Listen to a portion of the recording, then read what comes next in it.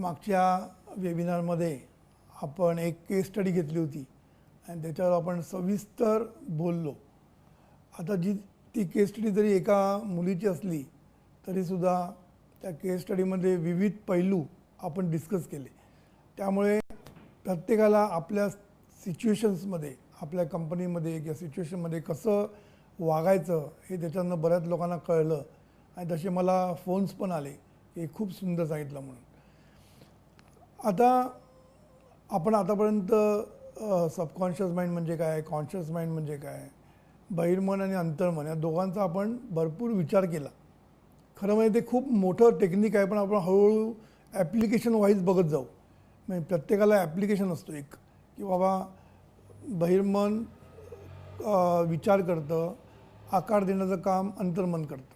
मग हे कसं आपण आपल्या आयुष्यामध्ये, जीवनामध्ये वापरायचं, ह्या आपण लहान लहान केस स्टडी घेऊया, लहान लहान टेक्निक्स घेऊन आपण ते समजून घेऊया, जेणेकरून आपल्याला आयुष्यामध्ये त्याचा फायदा होईल.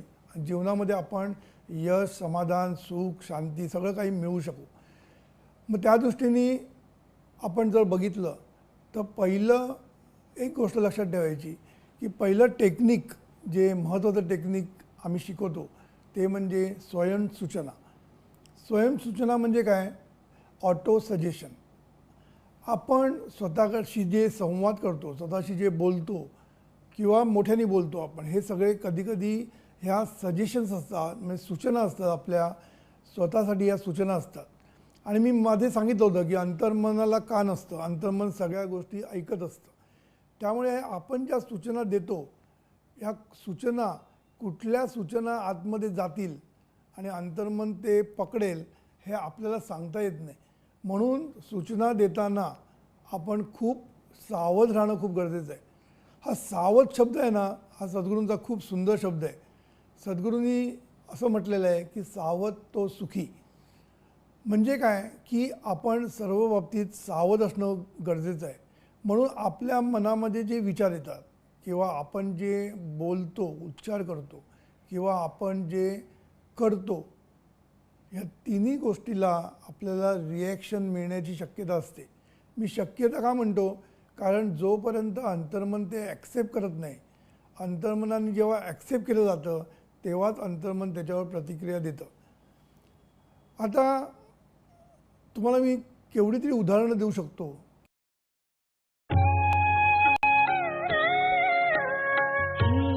ईश्वरा सर्वांना चांगली बुद्धी दे, आरोग्य दे.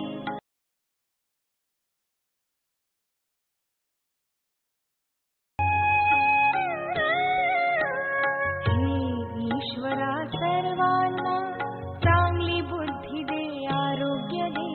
आणि त्याच्यावर आपण सविस्तर बोललो. आता ती केस स्टडी जरी एका मुलीची असली तरीसुद्धा त्या केस स्टडीमध्ये विविध पैलू आपण डिस्कस केले. त्यामुळे प्रत्येकाला आपल्या सिच्युएशन्समध्ये, आपल्या कंपनीमध्ये किंवा सिच्युएशनमध्ये कसं वागायचं हे त्याच्यानं बऱ्याच लोकांना कळलं आणि तसे मला फोन्स पण आले की खूप सुंदर सांगितलं म्हणून.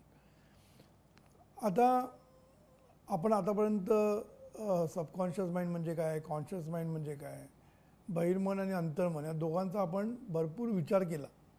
खरं म्हणजे ते खूप मोठं टेक्निक आहे, पण आपण हळूहळू ॲप्लिकेशन वाईज बघत जाऊ. म्हणजे प्रत्येकाला ॲप्लिकेशन असतो एक, की बाबा बहिर्मन विचार करतं, आकार देण्याचं काम अंतर्मन करतं. मग हे कसं आपण आपल्या आयुष्यामध्ये, जीवनामध्ये वापरायचं, ह्या आपण लहान लहान केस स्टडी घेऊया, लहान लहान टेक्निक्स घेऊन आपण ते समजून घेऊया, जेणेकरून आपल्याला आयुष्यामध्ये त्याचा फायदा होईल. जीवनामध्ये आपण यश, समाधान, सुख, शांती सगळं काही मिळवू शकू. मग त्या दृष्टीने आपण जर बघितलं तर पहिलं एक गोष्ट लक्षात ठेवायची की पहिलं टेक्निक, जे महत्त्वाचं टेक्निक आम्ही शिकवतो ते म्हणजे स्वयंसूचना. स्वयंसूचना म्हणजे काय? Auto suggestion. आपण स्वतःशी जे संवाद करतो, स्वतःशी जे बोलतो किंवा मोठ्याने बोलतो आपण, हे सगळे कधीकधी ह्या सजेशन्स असतात, म्हणजे सूचना असतात, आपल्या स्वतःसाठी या सूचना असतात. आणि मी मध्ये सांगितलं होतं की अंतर्मनाला कान असतं, अंतर्मन सगळ्या गोष्टी ऐकत असतं. त्यामुळे आपण ज्या सूचना देतो, ह्या सूचना कुठल्या सूचना आतमध्ये जातील आणि अंतर्मन ते पकडेल हे आपल्याला सांगता येत नाही. म्हणून सूचना देताना आपण खूप सावध राहणं खूप गरजेचं आहे. हा सावध शब्द आहे ना, हा सद्गुरूंचा खूप सुंदर शब्द आहे. सद्गुरूंनी असं म्हटलेलं आहे की सावध तो सुखी. म्हणजे काय की आपण सर्व बाबतीत सावध असणं गरजेचं आहे. म्हणून आपल्या मनामध्ये जे विचार येतात किंवा आपण जे बोलतो, उच्चार करतो किंवा आपण जे करतो, या तिन्ही गोष्टीला आपल्याला रिॲक्शन मिळण्याची शक्यता असते. मी शक्यता का म्हणतो, कारण जोपर्यंत अंतर्मन ते ॲक्सेप्ट करत नाही, अंतर्मनाने जेव्हा ॲक्सेप्ट केलं जातं तेव्हाच अंतर्मन त्याच्यावर प्रतिक्रिया देतं. आता तुम्हाला मी केवढी तरी उदाहरणं देऊ शकतो की आपण सूचना स्वतःलाच देत असतो. आता मी नेहमी असा एक विचार केलेला आहे. आता मी गाडी चालवतो. बरेच महिन्यामध्ये जर माझा गाडीला पंक्चर नाही झालं टायरला, तर माझ्या मनात सहज येतं एक दिवस, अरे आज बऱ्याच दिवसात माझं टायर पंक्चर नाही झाला, आणि बरोबर त्या दिवशी टायर पंक्चर होतो. असा तुम्हाला पण अनुभव असेल बऱ्याच लोकांना. कधी कधी आपण चप्पल घालून फिरताना कधी बऱ्याच दिवसांनी आपली चप्पल तुटली नाही असं आपल्या मनात येतं, आणि बरोबर त्याच दिवशी आपली चप्पल तुटते. असे निरनिराळे गोष्टी आपल्या जीवनात घडत असतात आणि आपण ते पाहत असतो, पण त्याचं आपण कधी ॲनालिसिस केलेलं नसतं की असं का होतं. हा प्रश्न आपण कधी विचारला नाही. पण ह्याच्यावर हे जे मानसशास्त्रज्ञ आहेत यांनी त्याच्यावर खूप विचार केला आणि त्यांनी एक शोध लावला. त्यांनी काय म्हटलं की आपण जेव्हा त्यांनी असे प्रयोग केले काही लोकांवर की त्यांना हिप्नोटाईज केलं. आपण हिप्नोटाईज करून त्या मुलांना जे काही सांगितलं ते त्यांनी तंतोतंत ऐकलं. मला वाटतं तुमच्यापैकी बऱ्याच लोकांनी हे हिप्नोटायझेशनचे प्रयोग बघितले असतील. त्याच्यामध्ये तुम्हाला जे प्रयोग करतात तेव्हा तुम्ही नक्कीच पाहिलं असेल की जर तुम्ही त्या ग्रुपला जर सांगितलं की तुम्ही माकड आहात, तर तो माणूस असूनसुद्धा माकडासारखा उड्या मारायला लागतो. म्हणजे तेवढं ते हिप्नोटाईज करतात. आता हिप्नोटाईजचा अर्थ काय की बहिर्मन पूर्ण बंद केलेलं असतं. बहिर्मन विचार करू शकत नाही कारण ते पूर्ण बंद केलेलं असतं. आणि अशा वेळेला फक्त अंतर्मन ओपन असतं, अंतर्मन उघड असतं आणि अंतर्मन सगळ्या गोष्टी ॲक्सेप्ट करतं as it is, without thinking that हे करेक्ट आहे, चुकीचं आहे, बरोबर आहे, कशाचाही विचार न करता अंतर्मन ते फक्त ॲक्सेप्ट करण्याचं काम करतं. म्हणून मी निरनिराळी पुस्तकात वाचलेलं आहे हिप्नोटायझेशनच्या पुस्तकामध्ये की एका जादूगारांनी एक साधा आपला फळ्यावर जे आपण खडू देतो ना, हा खडू त्यांनी आपल्या अंगाला लावला त्याच्या, आणि सांगितलं की हे सिगारेटचं थोटूक आहे आणि जळकं थोटूक असं सांगितलं. त्याने हात एकदम झटकला, जसं काय त्याला लागल्यासारखं. खरं म्हणजे तो खडू होता आणि खडूचा खरा परिणाम पण काही व्हायला नको होता, पण त्याच्यावर लहानसा डाग पण आला. सांगायचा मुद्दा काय की अंतर्मनाने रिॲक्शन दिली. कधी रिॲक्शन दिली की अंतर्मनाला जेव्हा सांगण्यात आलं की हा खडू हा सिगारेटचं थोटूक आहे, जळकं थोटूक आहे, हे सांगितल्यानंतर अंतर्मनाने रिॲक्शन दिली. आणि रिॲक्शन किती दिली, फिजिकल फॉर्ममध्ये पण दिली. मग तिकडे लहानसं डाग पण आला. सांगायचा मुद्दा असा आहे की अंतर्मनाला जर तुम्ही जे काही सांगता ते अंतर्मन without any reasoning, without any thinking ते फक्त ॲक्सेप्ट करण्याचं काम करत असतं आणि त्याला रिझल्ट देण्याचं काम करतं. म्हणून ॲक्शन बहिर्मन करतं आणि रिॲक्शन अंतर्मन देत असतं. म्हणून ह्या हिप्नोटायझेशनच्या प्रोसेसमध्ये बहिर्मन बंद झाल्यामुळे अंतर्मनाला फक्त ज्या सूचना दिल्या गेल्या त्या अंतर्मनाने नीट पाळल्या. आता काही ठिकाणी असं सांगण्यात आलं की टेम्परेचर 0 डिग्री झालेलं आहे. खरं टेम्परेचर 30 डिग्री होतं, तरीसुद्धा सर्वांनी असं कुडकुडल्यासारखं बिहेवियर केलं, आचरण केलं आणि त्यांना रिअली थंडी वाजते असं त्यांना वाटायला लागलं. म्हणजे परिस्थिती वेगळी आहे, पण नुसतं एक विचार, एक सूचना अंतर्मन जेव्हा ॲक्सेप्ट करते तेव्हा ते अंतर्मन तशी सर्व परिस्थिती घडवून आणते. हे जेव्हा आपल्या मानसशास्त्रज्ञांना समजलं तेव्हा त्याच्यातनं एक गोष्ट निघाली की आपण जर बहिर्मनाला चुकवून जर अंतर्मनामध्ये एखादी सूचना पाठवू शकलो तर अंतर्मन ते ॲक्सेप्ट करेल आणि आपल्याला पाहिजे त्या गोष्टी मिळू शकतात. म्हणून बहिर्मनामध्ये आपण ज्या सूचना करतो म्हणजे आपण स्वतःच विचार करतो, आपण स्वतःशी संवाद करतो, आपण लोकांशी संवाद करतो, त्या प्रत्येक बाबतीत त्याच्यातनं एक सूचना आपल्या अंतर्मनाकडे आपण पाठवत असतो. आणि काय असतं माहिती आहे, निगेटिव्ह गोष्टी लवकर ॲक्सेप्ट केल्या जातात. निगेटिव्ह सूचना असेल एखादी किंवा निगेटिव्ह वाक्य असेल, नकारार्थी वाक्य असेल तर ते लगेच अंतर्मन ॲक्सेप्ट करतं. कारण का, त्याला कल्पनेची आणि भावनेची लगेच जोड मिळते.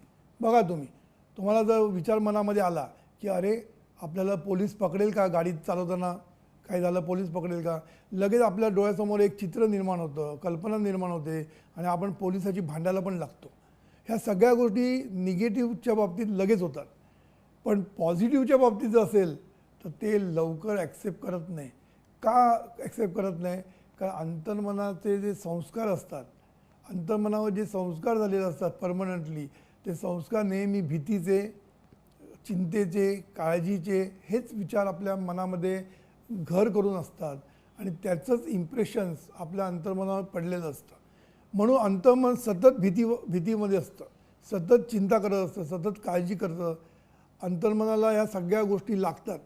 म्हणून बहिर्मनामध्ये आपण ज्या चिंता काळजी करतो ते अंतर्मन ॲक्सेप्ट करतं लगेच, कारण ते निगेटिव्ह आहे. म्हणून निगेटिव्ह गोष्ट लगेच ॲक्सेप्ट होते, पण पॉझिटिव्ह गोष्ट लवकर ॲक्सेप्ट होत नाही. त्याच्यासाठी प्रयत्न लागतात.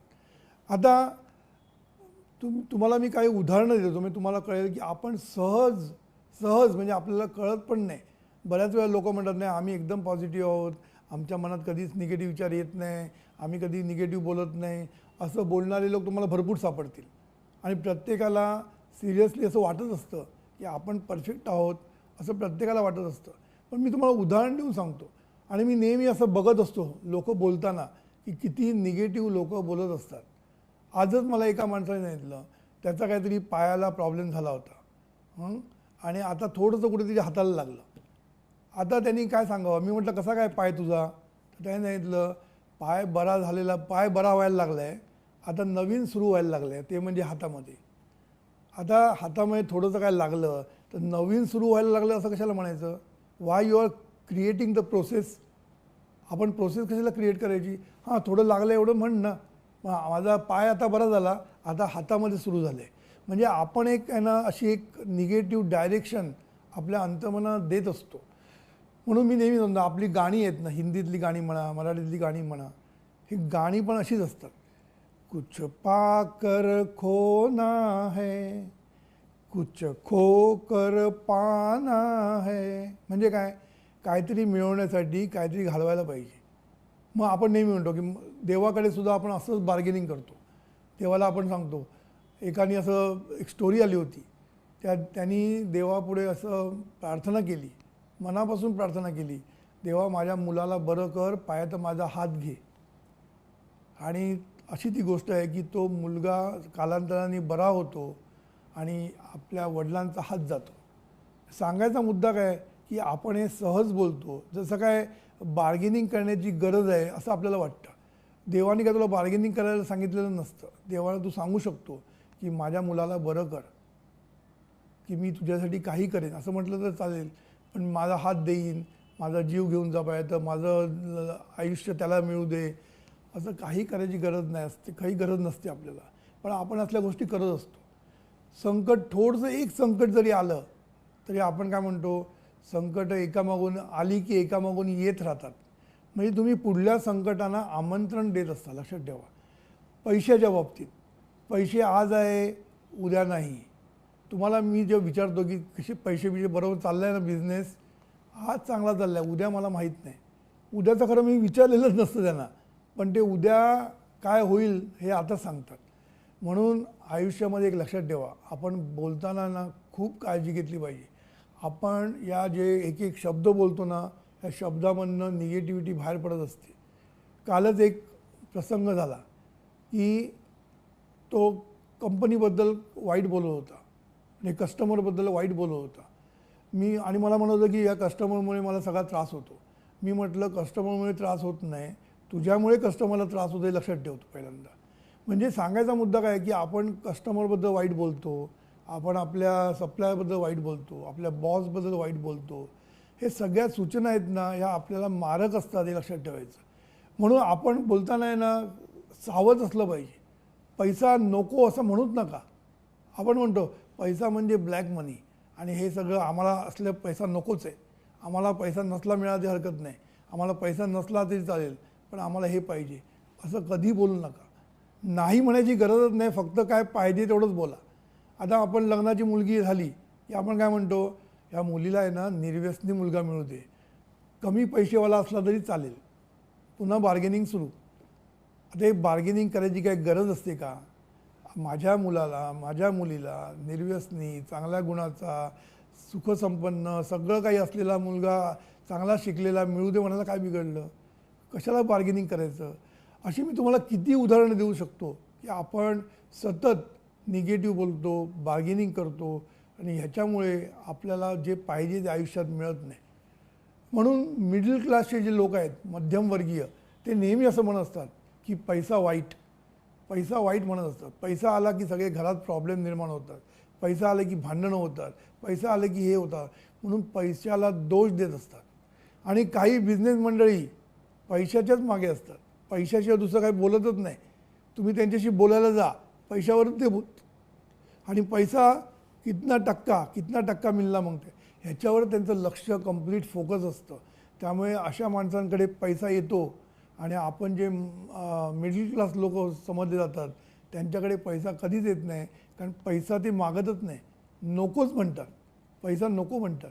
मी बऱ्याच लोकांना मस्करीत म्हणतो की पैसा नको म्हणू नका, पैसा येऊ दे तुझ्याकडे, तू तो जीवन विद्या मिशनला देऊ शकतोस, असं मी त्यांना सांगतो. म्हणजे सांगायचा मुद्दा काय की आपण नको नको म्हणणं हे बरोबर नसतं.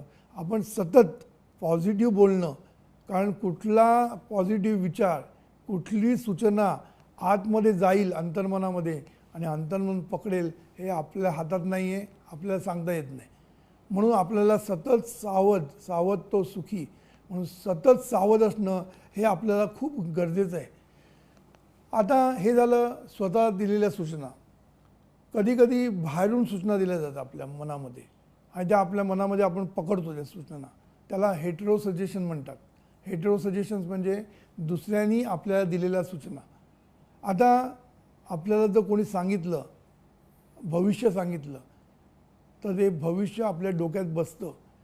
मी आता इतका सगळं शिकवतो लोकांना, तरी मला जर कोणी येऊन सांगितलं कानामध्ये की तुझं मी भविष्य बघितलं आहे आणि तुला पुढल्या 6 महिन्यात खूप त्रास आहे, हे जर मी ऐकलं ना, तर मी किती पॉझिटिव्ह असलो तरी ते माझ्या डोक्यात घर करून बसतं.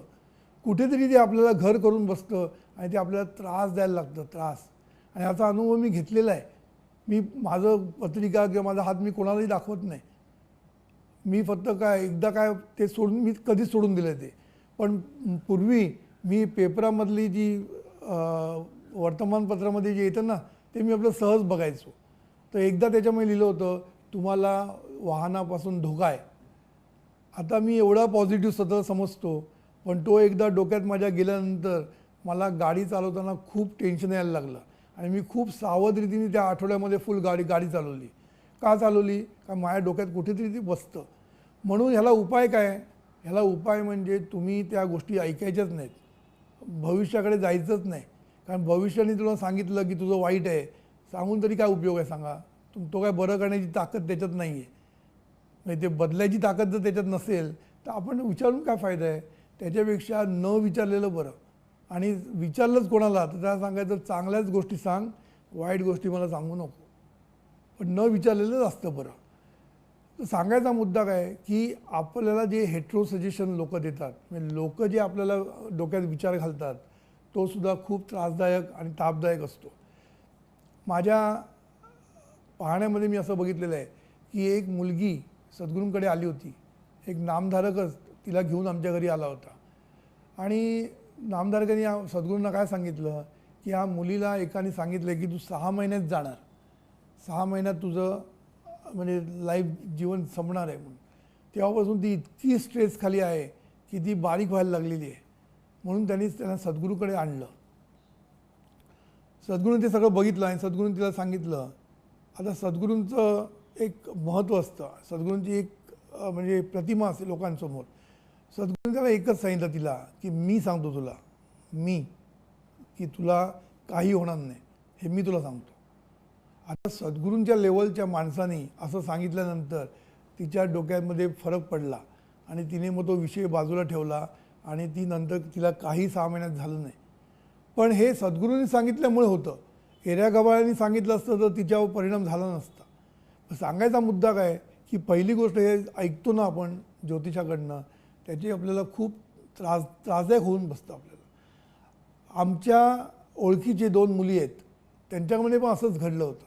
एक मुलगी हुशार नव्हती, तर त्या ज्योतिषाने तिला सांगितलं की तू शिकणार नाही. आणि दुसरी मुलगी होती ती हुशार होती, तिला सांगितलं तू इंटरला नापास होणार. दोघांनी ज्योतिष ऐकलं, पण प्रत्येकाने त्याच्यावर विचार वेगळा केला. पहिल्या जी हुशार मुलगी होती तिने काय सांगितलं, तिने काय म्हटलं की नाहीतरी मी नापास होणारच आहे, मग कशाला अभ्यास करा. म्हणून तिने त्या वर्षी मजा मारली आणि नापास झाली आणि त्या ज्योतिष खरं केलं. पण दुसरी मुलगी जी होती तिने काय ठरवलं की मला म्हणतात ना की हे म्हणतात की मी शिकणार नाही, तर मी शिकूनच दाखवते. आणि तिने एवढा अभ्यास केला की ती नुसती BA झाली नाही तर MA झाली. लक्षात ठेवा. सांगायचा मुद्दा काय, मी तुम्हाला अशी किती उदाहरणं देऊ शकतो की आपण आपलं भविष्य बदलू शकतो. म्हणजे खरं असेल तर, आपल्याला माहीत नाही ते भविष्य खरं होतं की काय होतं. पण सांगायचा मुद्दा काय की भविष्याच्या भानगडीत न पडता, कारण भविष्य जो सांगतो ती एक आपल्याला सूचना असते आणि ही सूचना आपल्याला खूप त्रासदायक होऊ शकते. कारण भविष्यावर लोकांचा विश्वास असतो आणि कोणी जर ते सांगितलं ते आपल्या डोक्यात घट्ट बसतं आणि त्याच्यावर आपलं निगेटिव्हिटी आपली चालू राहते. म्हणून ह्याला हेट्रो सजेशन म्हणतात. आपण लहानपणी आपल्या मुलांना पण हेट्रो सजेशन करत असतो.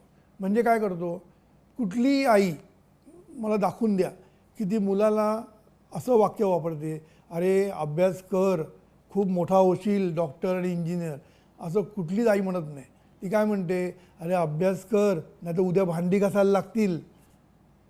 म्हणजे काय, निगेटिव्ह बोलण्याकडेच आपला कल असतो आणि आपण पोट तिडकीने बोलतो मुलाला की तू अभ्यास नाही केलास तर भांडी घासशील, नाही तर पिऊन होशील, नाही तर रस्त्यावर झोपायला लागेल.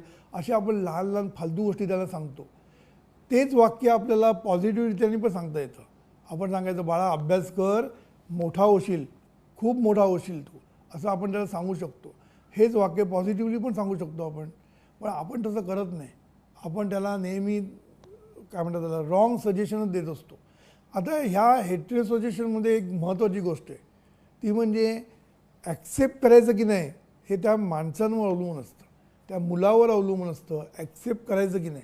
कारण एखादी घटना 4 माणसाच्या बाबतीत एकच घटना घडते, पण 4 माणसांचे रिझल्ट वेगळे येतात. का वेगळे येतात, कारण प्रत्येकाने त्या घटनेचा अर्थ किंवा घटना ॲक्सेप्ट करताना वेगळा विचार केलेला असतो. माझ्या शाळेमध्ये माझ्याबरोबर एक मुलगा होता.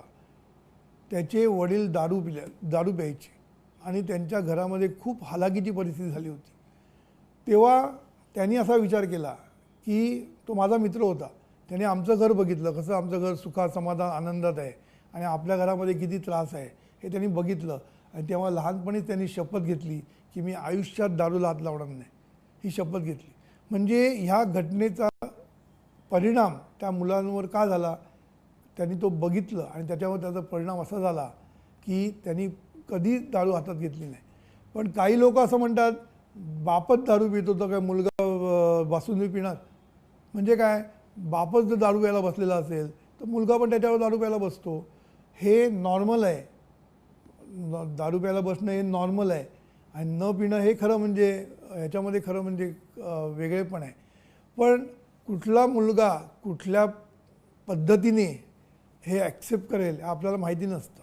म्हणून न बोलताना सावध राहणं, कंपॅरिझन न करणं कोणाच्या बाबतीत, हे सगळं आपल्याला करायला लागतं.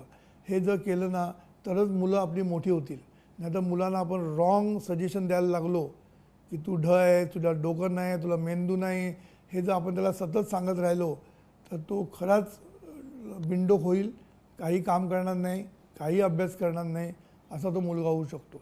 म्हणून संपूर्ण आयुष्यामध्ये ह्या सूचना आहे ना खूप क्रांतिकारक बदल करू शकतात आपल्या आयुष्यामध्ये. आणि होत्याचं नव्हतं होऊ शकतं. लक्षात ठेवा, आमच्याकडे अशा बऱ्याच एक्झाम्पल्स आमच्याकडे आहेत की जो नॉर्मल माणूस म्हणजे एकदम नॉर्मल त्याचं अभ्यास होता किंवा बुद्धिमत्ता होती, तो फार मोठा झाला, अशी आमच्याकडे एक्झाम्पल्स आहेत. ह्याला कारण काय माहिती आहे, कोणीतरी उत्तेजन द्यायला लागतं. आणि उत्तेजन म्हणजेच पॉझिटिव्ह सूचना. लक्षात ठेवा, सतत पॉझिटिव्ह सूचना देत राहिलं तर एक प्रकारचं उत्तेजन मिळतं आणि माणूस बदलू शकतो. म्हणून सूचना ह्या खूप महत्त्वाच्या आहेत. मग त्या स्वतःच्या असू दे किंवा लोकांनी दिलेल्या सूचना असू दे, चांगल्या सूचनाच आपण ॲक्सेप्ट केल्या पाहिजे, जेणेकरून सर्व गोष्टी आपल्या आयुष्यात चांगल्या घडू लागतील. म्हणून स्वयंसूचना हा एक टेक्निक आपण शिकवतो की जेणेकरून आपल्याला त्याचा फायदा होऊ शकतो. अशा स्वयंसूचना टेक्निकबद्दल बोलण्याच्या अगोदर मी एक प्रश्न घेतो, कारण एक मला प्रश्न विचारण्यात आलेला आहे आणि त्यांनी असं म्हटलं आहे, काइंडली ट्रीट माय क्वेश्चन ॲज अर्जंट. एकदम अर्जंटली ट्रीट करा असं त्यांनी म्हटलं आहे. म्हणून मी त्याचं उत्तर देतो आणि या उत्तरामध्येच मला स्वयंसूचनेचं टेक्निक हे पण समजावून सांगायचं आहे. तर या केस स्टडीमार्फत मी ह्या तुम्हाला स्वयंसूचनेबद्दल सांगणार आहे. तर पहिली गोष्ट त्यांनी असं लिहिलं आहे, I am following you and Jeevan Vidya since few months and definitely it is helping me in keeping peace of mind and reducing the stress level. Before that, my dad sticked the sticker of the divine prayer in our house around 15 to 20 years back, but it was neglected. I feel shameful for me. Actually, this sticker encouraged me to search Sadhguru's thoughts on the internet. आता या पहिल्या पॅराग्राफबद्दल मला असं बोलायचं आहे की सर्व सामान्य माणसांचं असंच होतं आहे. मला कितीतरी माणसं असं विचारतात की जीवनविद्येमध्ये आम्ही का यावं, आमचं सगळं चांगलं चाललेलं आहे, माझी दोन्ही मुलं चांगली शिकत आहेत, मला मुलं आहेत, माझी बायको चांगली शिकते, मी मस्त सुख सखो असं संध्याकाळी मी येतो, मस्तपैकी आराम करतो, एन्जॉय करतो, मला जीवनविद्येची गरजच काय. तर मी त्याला म्हटलं, काय तुझी अंधश्रद्धा जाईल. मला म्हणे अंधश्रद्धेची जायची गरजच नाही आहे, कारण मी जे काय आता देवाचं करतो आहे त्यांनीच मला आज सगळं सुख मिळालेलं आहे, तेच मी कंटिन्यू करत राहणार, कशाला पाहिजे मला बाकीच्या गोष्टी शिकायला. तर मला याचं एक उत्तर द्यायचं आहे, कारण बरेच लोक असा हा प्रश्न विचारतात की सगळं आमचं चांगलं चाललं असताना आम्हाला कशाला पाहिजे.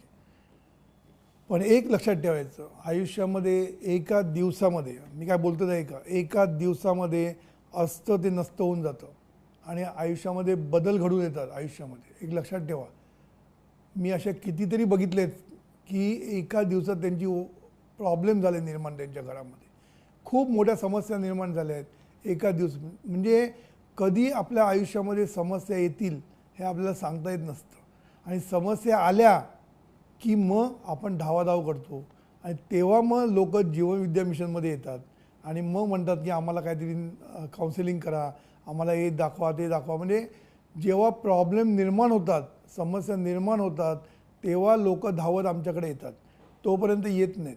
हा एक खूप मोठा भाग आहे. पण खरं म्हणजे जीवनविद्येमध्ये जर तुम्ही आलात तर जीवनविद्या दोन गोष्टी करते. एक म्हणजे काय, एक म्हणजे पुढलं भविष्य घडवण्याच्या दृष्टीने काय केलं पाहिजे हे शिकवते. म्हणजे आपली नियती, आपलं नशीब, आपलं भविष्य हे घडवणं कसं. म्हणून तूच आहेस तुझ्या जीवनाचा शिल्पकार. म्हणजे आपल्या जीवनाचं शिल्प कसं घडवायला पाहिजे आणि ते घडवण्यासाठी काय केलं पाहिजे हे सर्व जीवनविद्या शिकवते. त्यामुळे एका अंगाने तुमच्या सगळं नवीन तुमचं भविष्य घडायला लागतं, चांगलं चांगलं व्हायला लागतं. आणि काही कारणाने तुमच्या वाट्याला जर परिस्थिती वाईट आली किंवा कारण सगळं करूनसुद्धा कधीकधी थोड्या समस्या येऊ शकतात, मग या समस्येला तोंड कसं द्यायचं हे पण जीवनविद्या शिकवत असते. त्यामुळे जरी समस्या आपल्या वाट्याला आल्या आयुष्यामध्ये तरी त्या समस्येला तोंड कसं द्यायचं, समस्या सॉल्व कशा करायच्या आणि या समस्यापासून डगमगून न जाता त्याच्यातनं चांगलं कसं बाहेर काढायचं हे पण जीवनविद्या शिकवते. म्हणून प्रॉब्लेम येईपर्यंत वाट पाहू नका. आणि मी तुम्हाला असं म्हणत नाही की तुमच्या आयुष्यामध्ये प्रॉब्लेम यावे असं म्हणत नाही, पण प्रॉब्लेम हे येऊ शकतात.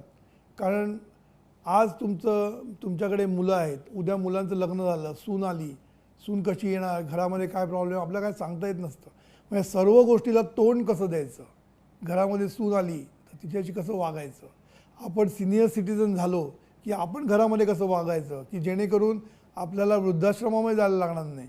म्हणजे या सर्व गोष्टीचं नॉलेज जीवनविद्या तुम्हाला देत असते. त्यामुळे योग्य वेळी आला तर पुढे प्रॉब्लेम येत नाहीत, हे लक्षात ठेवायचं. पण लोकांना त्याचं महत्त्व कळत नाही आणि जेव्हा प्रॉब्लेम येतात तेव्हा मग लोक धावत आमच्याकडे येतात. म्हणून ह्यांना हा जो नाव मी घेत नाही, ह्या माणसाने सुद्धा 15-20 वर्षापूर्वी त्यांच्या घरी स्टिकर लावला होता प्रार्थनेचा, पण त्यांनी लक्ष दिलं नाही, वडिलांचं ऐकलं नाही आणि आज 15-20 वर्षानंतर त्याला जेव्हा गरज लागली तेव्हा तो आता जीवनविद्येमध्ये आला. तर सांगायचा मुद्दा काय, या पॅराग्राफरनं मला एकच गोष्ट सांगायची आहे की जीवनविद्या तुम्हाला तुमचं भविष्य घडवण्यासाठी मदत करते आणि कुठलाही प्रॉब्लेम येऊ दे आयुष्यामध्ये, असं नाही की प्रॉब्लेम येत नाही कोणाला, संतानं पण आले, सगळ्यांना आले, तर हे जे प्रॉब्लेम फेस कसे करायचे, आपल्या मनावर स्ट्रेस न येता शांतपणे या सगळ्या प्रॉब्लेमची कसं तोंड द्यायचं, हे आपल्याला जीवनविद्या शिकवत असते आणि त्याचा फायदा आपल्याला खूप होतो. म्हणून जीवनविद्येमध्ये वेळेवर येणं गरजेचं आहे. म्हणूनच हा वेबिनार मी जो सुरू केलेला आहे हा तरुणांसाठी केलेला आहे, कारण तरुणांना फुल आयुष्य आहे त्याचा उपयोग करण्यासाठी. एकदम म्हाताऱ्या लोकांना शिकून त्यांच्याकडे जास्त उपयोग नाही, त्यांना पुढे काय करणार त्याचा उपयोग नसतो, शिल्प त्यांचं ऑलरेडी घडलेलं असतं. म्हणून हा तरुणांसाठी मी हा वेबिनार सुरू केलेला आहे, याचा फायदा जास्तीत जास्त लोकांनी घेतला पाहिजे. पुढलं पॅराग्राफ त्यांनी असं म्हटलं आहे की my problem is little similar as you are explain in the last webinar to one girl. It was about her office problem. Surely I have learn few lessons from it, but still I feel I should tell you specifically my problem and take some guidance. Please spare some of your valuable time for me. I am 44-year-old and have completed almost 15 to 16 years service in various IT companies, but I have been facing huge stress issue because of last 2 years. I have to leave my job due to some reasons, like in which I strongly feel I was innocent in those situations. I am cutting it in short. I have faced huge criticism, insulting by showing my smallest mistakes, insulting in front of juniors, rejecting my work assignments, sometimes for no reason and sometimes showing small mistakes. All these incidents forced me into deep stress, being lonely and finally losing the valuable job. In all above incidents, I always kept strong association with truth and honesty.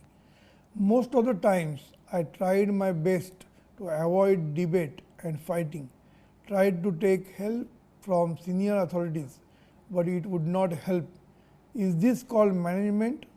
Is this called internal politics?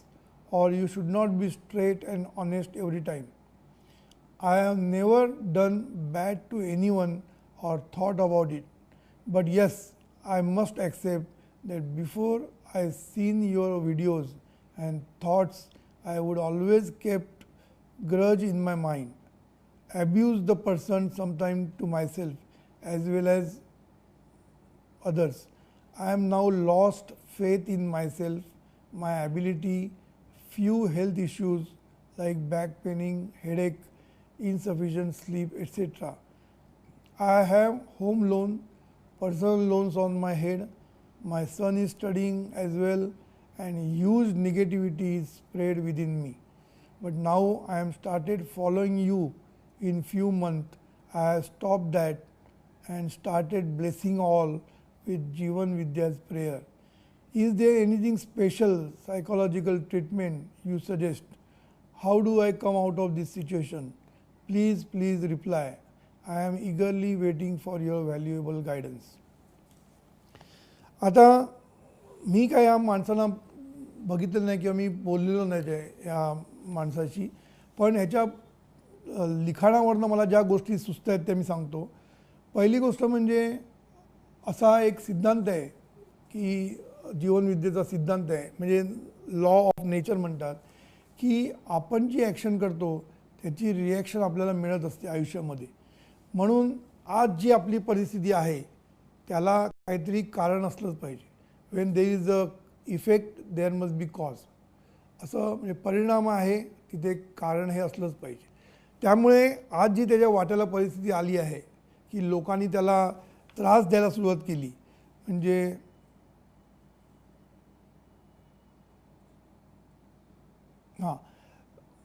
Huge criticism, insulting by for small mistakes, हे सगळं insulting in front of junior, हे सगळं जे त्याच्या वाट्याला आलेलं आहे त्याच्यासाठी काहीतरी कारण हे असलंच पाहिजे.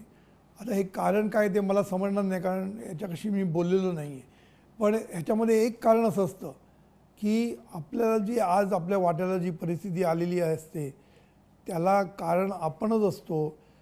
Choices made earlier will create the situation now, असं म्हटलेलं आहे. म्हणजे काय, आज जी सिच्युएशन आली आहे त्याच्यासाठी मी पूर्वी जे चॉईस केले, जे मी ॲक्शन्स घेतल्या त्याचा हा परिणाम आहे. तेव्हा मला माहीत नाही की ह्या माणसानी त्यांच्या माणसाची कसा तो वागलेला आहे. त्यांनी जर आपल्या ज्युनियर्सचं अपमान केलेला असेल, ज्युनियर्सला त्रास दिलेला असेल कुठेतरी, म्हणजे त्यांनी आता 15-16 वर्ष नोकरी केलेली आहे, त्यांनी पण त्याच्या हाताखाली ज्युनियर असण्याची शक्यता आहे. आणि त्यांनी जर त्या ज्युनियर्सचा अपमान, त्यांना त्रास देणं, त्यांना जितकं लोकांसमोर इन्सल्ट करता येईल असं जर काही केलं असेल तर त्याचा पण हा परिणाम असू शकतो. कारण तुम्ही जे करता ते तुम्हाला भोगायला लागतं परत. म्हणजे तुम्ही दुसऱ्यांना त्रास दिला की दुसरे कोणतरी तुम्हाला त्रास द्यायला येत असतात. हा लॉ ऑफ नेचर आहे. म्हणून एवढ्यावरनं मी काही कन्क्लुजन काढत नाही आहे, पण मी तुम्हाला फक्त एक स्थिती सांगितली, एक रिझन सांगितलं की जिथे परिणाम आहे तिथे कारण हे असतंच. आणि हे कारण जनरली आपण केलेल्या ॲक्शन्स, आपण केलेले विचार, आपण केलेले उच्चार हेच आपल्याला आता आज भोगायला लागतात आहे. हे एक कारण झालं. दुसरं असं असतं की आज मी स्वतः प्रोफेशनल असल्यामुळे मी निरनिराळ्या कॉर्पोरेटमध्ये काम केलेलं आहे. पुन्हा निरनिराळ्या कॉर्पोरेटमध्ये काम केलेली माणसं मी बघितलेली आहेत. अशी मी माणसं बघितली आहेत की खूप सिन्सिअर आहेत, खूप छानपैकी काम करत आहेत, लॉयल आहेत, ट्रूथफुल आहेत, सगळं आहे. पण तरीसुद्धा जेव्हा मॅनेजमेंट बदलते किंवा एखादा नवीन बॉस येतो तो कधीकधी सगळ्यांना काढून टाकायच्या गोष्टी करतो आणि तो स्वतःची माणसं आणण्याचा प्रयत्न करतो. ह्या सर्व गोष्टी चालू असतात प्रत्येक कंपनीमध्ये. कारण प्रत्येक बॉसला असं वाटतं की माझी लॉयल माणसं इथे माझ्या हाताखाली असली पाहिजे, म्हणजे तो काही करायला मोकळा. तर हे जनरली असतं. त्यामुळे डर्टी पॉलिटिक्स ह्या सगळ्या गोष्टी प्रत्येक कंपनीमध्ये चालू असणारच. मग त्याला तोंड कसं द्यायचं हा मुख्य महत्त्वाचा प्रश्न आहे. म्हणजे वास्तव तर हे आहेच, लोक अशी वागत आहेत, म्हणून तर जीवनविद्या मिशन आहे. कारण ह्या सगळ्यांना आपल्याला सुधारण्याची गरज आहे. पण सगळ्यांना काही मी सुधारू शकत नाही आता. पण एक गोष्ट मला सांगायची आहे की आपण जेव्हा अशा परिस्थितीमध्ये असतो तेव्हा आपल्याला पहिल्यापासून ही ॲक्शन घ्यायला पाहिजे. कारण हे पॉलिटिक्स, डर्टी पॉलिटिक्स या सगळ्या गोष्टी माणूस म्हटलं की सगळीकडे असणारच. मग ह्याला तोंड कसं द्यायचं असतं हे खूप महत्त्वाचं असतं आणि हे जीवनविद्या शिकवते. तर ह्या निमित्ताने मी ते पण सांगून टाकतो की आता कारण यांची आता परिस्थिती अशी आहे की त्यांनी नोकरी त्याची गेलेली आहे, पण ज्यांची गेलेली नसेल त्यांना तो उपयोगी पडू शकतं. म्हणून सद्गुरूंनी काय सांगितलं आहे की लव वर्क अँड ब्लेस ऑल असं म्हटलेलं आहे सद्गुरूंनी. आता लव वर्क म्हणजे काय, आपल्याला वाटतं आपण खूप चांगलं काम करतो आहे, आपण सगळं करतो आहे, पण ते करताना आपण कसं करतो याला खूप महत्त्व आहे. प्रेमाने काम करणं याला खूप महत्त्वाचं असतं. आपण जेव्हा काम करतो तेव्हा आपण एकमेकाबद्दल बोलत असतो, गॉसिपिंग करत असतो, आपल्या बॉसबद्दल बोलत असतो, बॉसला शिव्या देत असतो आणि आपण निरनिराळे शत्रू आपल्यासाठी निर्माण करत असतो. आपल्याला हे कळत नाही, कारण आपण तेव्हा चांगल्या स्थितीमध्ये असतो, आपलं जॉब बीब सगळा चांगला असतो, सगळं चांगलं असतं. तेव्हा आपण आहे ना लोकांची मनं दुखवतो आणि आपण एक नवीन नवीन शत्रू आपण निर्माण करत असतो. आणि हे शत्रू जेव्हा मोठे वाढायला लागतात तेव्हा मग त्याचा त्रास आपल्याला व्हायला लागतो.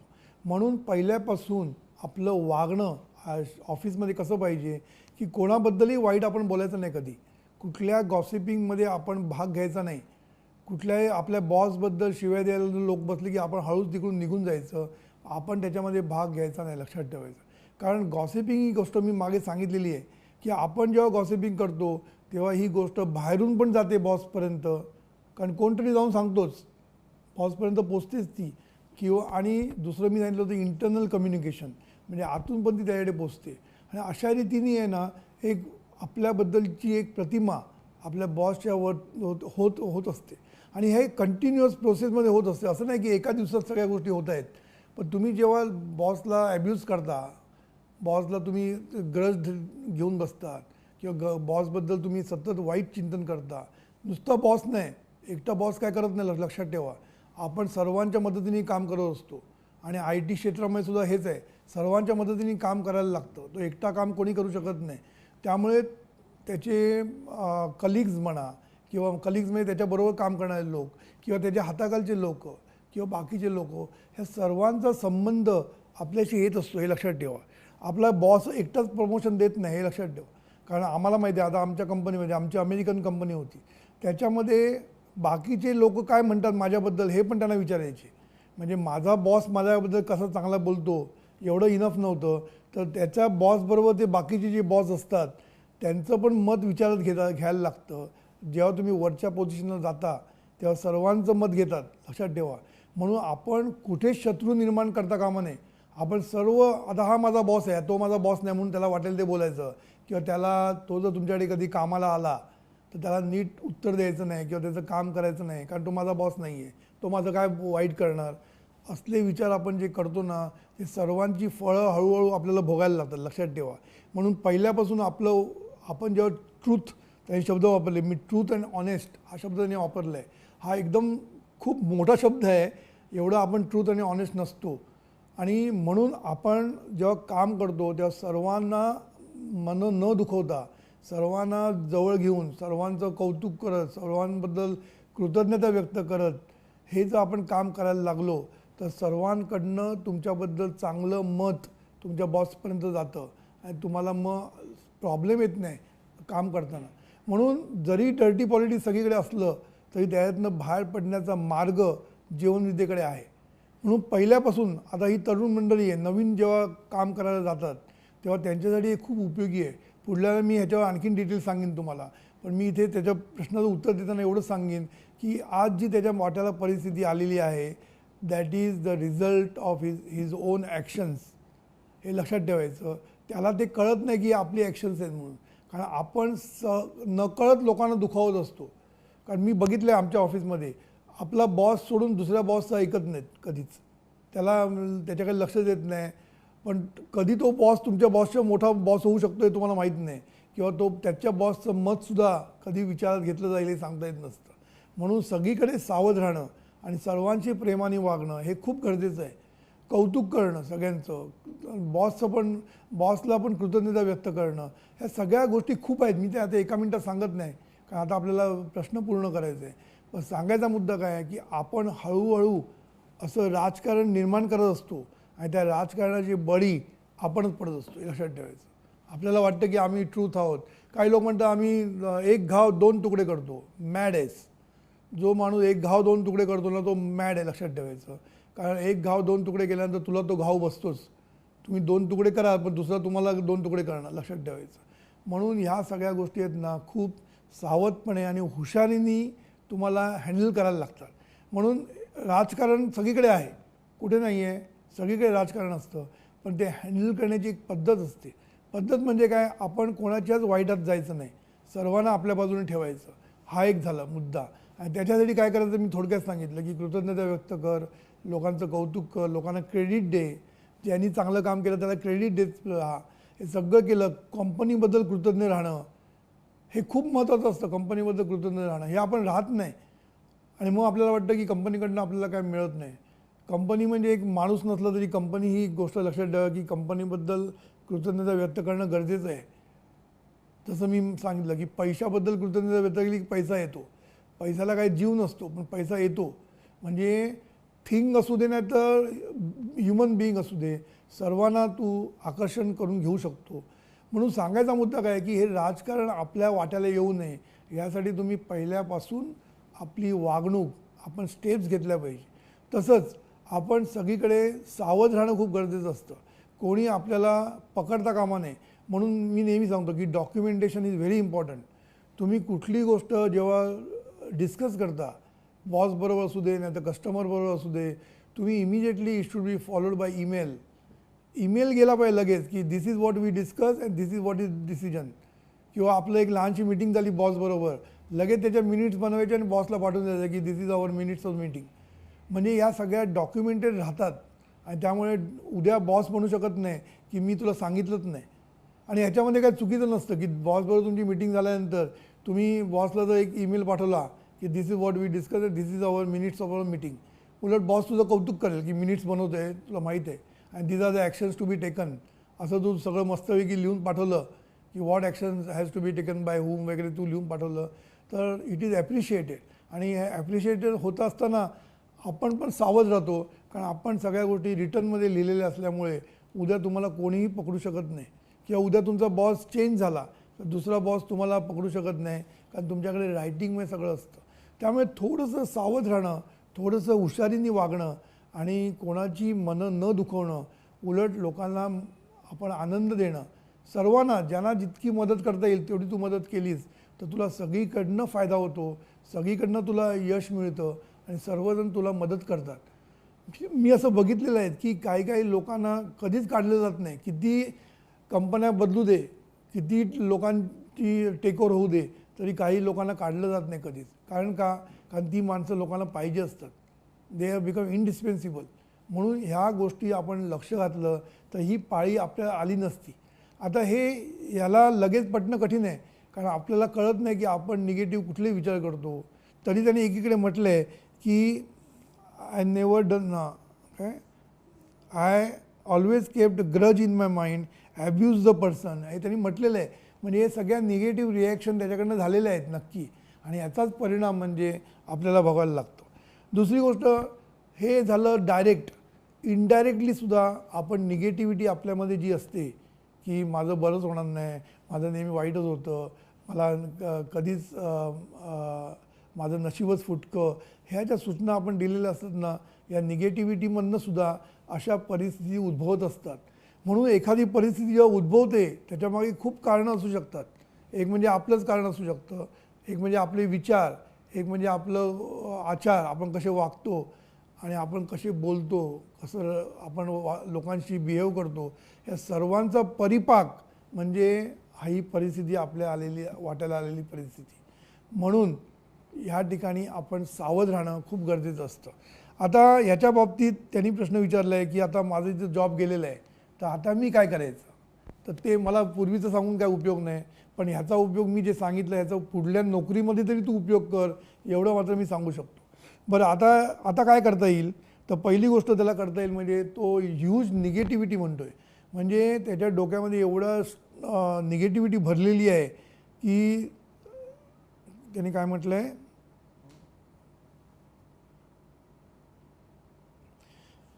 त्यांनी शब्द जो वापरला की ह्यूज निगेटिव्हिटी भरलेली आहे.